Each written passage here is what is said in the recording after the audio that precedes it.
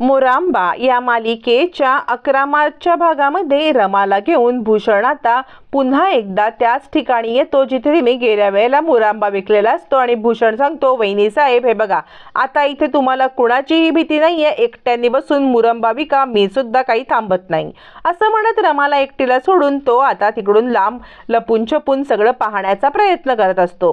तेवढ्यात इकडे आता शशिकांतला सोडण्यासाठी अक्षय येतो। शशिकांत म्हणतो, 1-2 तासाची माझी मीटिंग आहे, तू कुठे जाऊ नको, इथेच थांब। आता 1-2 तास आहेत म्हटल्यावरती अक्षय विचार करतो, लगेच तो भूषणला कॉल करतो आणि कुठे आहेस, रमा पोहोचली का असं विचारत मी पण तिकडे येतोय असा प्लॅन करतो।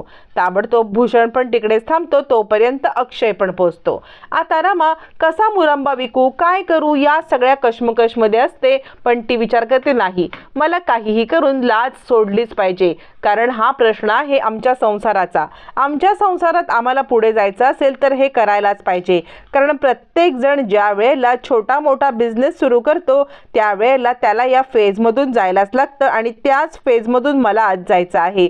मुरंबा घ्या असं हळूहळू म्हणत आता रमा मोठ्याने ओरडायला लागते आणि ती विचार करते, नाही असं बोलून चालणार नाही। तितक्यात एक बाई येते आणि म्हणते, काय ग, काय विकतेस? रमा सांगते, प्रेमाचा मुरंबा, घ्या की प्रेमाचा मुरंबा। यावरती ती बाई सांगते, प्रेमाचा मुरंबा नको ग बाई, मला काही वेळ नाहीये, मला इथून निघू दे।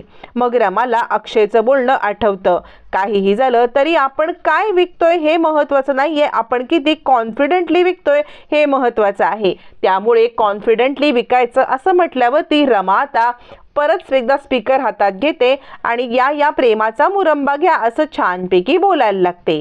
तोपर्यंत इकडे आता मुकादमांचे सगळे शेफच्या हाताखालची माणसं मोर्चा धरून येतात आणि आम्हाला हा शेफ नको, हा अद्वा तद्वा बोलतो, सगळं सामान फुकट घालवतो आणि खूप काही करतो। यावरती अभि म्हणतो, अच्छा म्हणजे हा शेफ मी आणलाय म्हणून मला त्रास देण्यासाठी हे सगळं करताय का? यावरती बाकीचे लोक सांगतात, नाही नाही, म्हणजे हे कसं आहे ना, हा खूप नासधूस करतो, आम्हाला ऑर्डर देतो, आम्हाला शिव्या सोडतो, पण तरी सुद्धा आम्ही याच्या हाताखाली काम करतो, पण काही चुकीचं घडलं तर ब्लेम मात्र आमच्यावरती येतो, आता आम्हाला हे सगळं नको आहे असं म्हणत मात्र आता इकडे सगळेजण त्या शेफचा आता निषेध करतात। शशिकांत म्हणतो, गप्पा बसा, काय चाललंय तुमचं हे सगळं, म्हणजे त्याचा निषेध करण्याइतपत काय आहे, त्याची पण काही बाजू असेल ना। अभि म्हणतो, शेफ तुमची बाजू सांगा। शेफ म्हणतो, मी हायली क्वालिफाईड आहे आणि या सगळ्यामध्ये हायली क्वालिफाईड असल्यामुळे मला ज्या गोष्टी पटतात रुचतात त्या मी सांगतो, पण या लोकांना त्या गोष्टी काही कळतच नाहीयेत असं म्हणत तो शेफ आता आपली बाजू मांडत असतो। पण इकडे शशिकांत म्हणतो, काही गरज नाहीये बदलण्याची, तुमच्यासारखे 56 मिळतील आम्हाला, पण आता मात्र सगळेजण अक्षय सरांना बोलवा असा एकच गलका करतात। अक्षय आणि भूषण आता रमाचं स्किल पाहत असतात।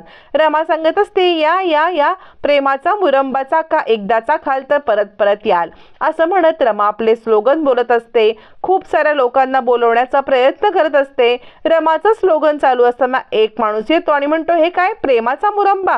रमा सांगते, हो प्रेमाचा मुरंबा, 100ला 1, 180ला 2। तो माणूस म्हणतो, काल तर तुम्ही 50ला विकत होतात। रमा सांगते, कसं आहे ना, ते आमचा पहिला दिवस होता आणि त्यावेळेला म्हणून आम्ही स्वस्त विकला, अजूनही हा महाग आहे बरं का, आज दुसरा दिवस आहे म्हणून फक्त 100ला। तो माणूस म्हणतो, असं का, ठीक आहे मी येतो। सगळी चौकशी करून एकही मुरंबा न घेऊन तो माणूस निघून जातो। रमा उदास होते, पण तेवढ्याच वेळापुरती। दुसऱ्या क्षणाला उभारी धरून ती विचार करते, नाही मला उदास होऊन चालणार नाही, काहीतरी युक्ती करायला पाहिजे। मग रमा युक्ती करते, आजीबाईची गोष्ट सांगायला लागते। एक असते आजीबाई, ती आपला वारसा आपल्या मुलीला देते, त्या मुलीकडून तिच्या नातीला असे वारसा पुढे जातच असतो आणि तो वारसा असतो आंबट गोड मुरंब्याचा। आपल्या हाताची चव ती आपल्या पंतीला देत असते आणि तिची पंटी म्हणजे ती राजकुमारी आपल्या नवऱ्यासह ती चव पुढे चाखत असते।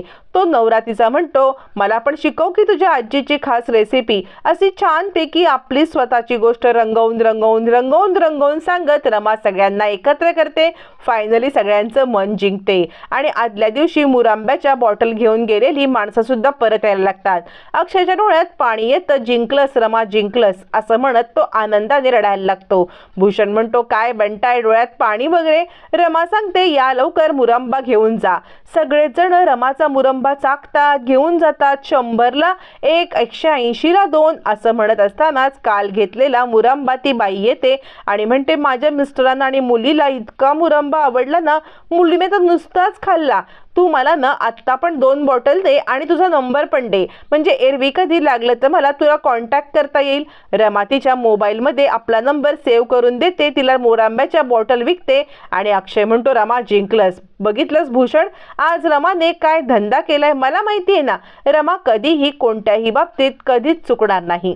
इकडे आता सगळ्याच लोकांनी अक्षयला बोलवा, अक्षयला बोलवा असं सांगितल्यावरती मग मात्र शशिकांत अक्षयला फोन करतो, काय रे कुठे आहेस. यावरती आता मात्र इकडे अक्षय म्हणतो, का वॉशरूमला पण जाऊ शकत नाही का. शशिकांत म्हणतो, वरती ये ताबडतोब. अक्षय म्हणतो, वरती मी येऊ शकत नाही, कारण मी आहे एक न साधा सुद्धा मी तुमचा ड्रायव्हर, वरती येणार नाही. शशिकांत म्हणतो, शहाणपणा करू नको, वरती ये. अक्षय म्हणतो, मी वरती येणार नाही. ज्या ठिकाणी अपमान करून मला बाहेर काढण्यात आलेला आहे ना, त्या ठिकाणी मी कदापि येणार नाही असं म्हणत अक्षयने ठामपणे आपला निश्चय सांगितलेला तो, मी वरती येणार नाही म्हणजे नाही. यावरती शशिकांत म्हणतो, बघितलं तुम्ही जे अक्षय सर म्हणतायत ना, ते माझ्या हाताखालचे ड्रायव्हर आहेत. तुम्ही पण माझं ऐकलं नाही तर तुमची पण अवस्था हीच होईल असं म्हणत शशिकांत आता मात्र त्या लोकांना धमकावतो. इकडे आता प्रभात रोडवरती कॉम्पिटिशन असते, तिथल्या लोकांची कॉम्पिटिशन असते आणि प्रत्येक घरामध्ये इन्व्हिटेशन असतं. त्याच कॉम्पिटिशनची, डान्स कॉम्पिटिशनची तयारी आता जान्हवी करत असते. तेवढ्यात तिथे रेवा येते आणि काय करतेस तू हे. त्यावरती आता मात्र जान्हवी सांगते, मी न डान्स कॉम्पिटिशनची प्रॅक्टिस करते.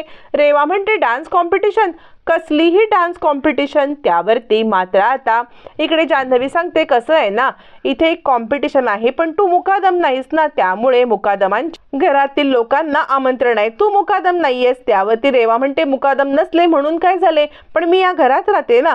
यावरती आनंद म्हणतो, तू घरात राहत असलीस ना तरी तुझ्यापेक्षा बेस्ट डान्स हे जानूच करते. यावरती रेवा म्हणते, ठीक आहे मग आपण कॉम्पिटिशन लावूया. मग दोघी जणी कॉम्पिटिशन लावतात आणि आधी रेवा नाचायला लागते. रेवा नाचते थोड्या वेळाने जान्हवी नाचायला लागते. आता मात्र रेवापेक्षा बेस्ट डान्स जान्हवीच करत असते आणि जान्हवी नुसता डान्सच नाही तर मध्येच रेवाला धक्के दे, इकडे पाड तिकडे पाड ही सुद्धा नाटकं करत असते.